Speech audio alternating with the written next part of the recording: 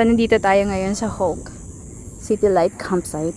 Ayan. Sobrang biglaan lang to, kaya wala talaga tayong maayos na vlog dito. Sayang na hindi ko tuloy napakita yung mga pa-jack moments natin dito. So, ayan. Meron din siyang 2 daan, guys. Ayan. So, yung dinaanan namin ngayon is para sa mga tatakbo or magka-camping lang. Dito kami banda, sa may radar. Yung galing ka ng PSG. So, paikot lang pala yun. And then, kung gusto nyo ng mas madaling daan, dun po kayo dadaan dito sa may, ano naman, yung gilid ng Turings.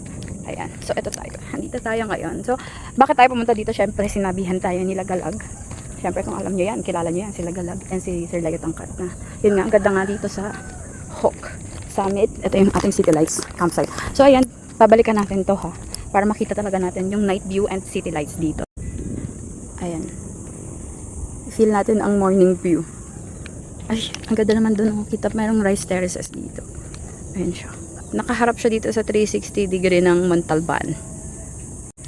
So guys, kung gusto nyong mag-camping dito at wala kayong tent, pwede po kayong mag-rent dito, ha.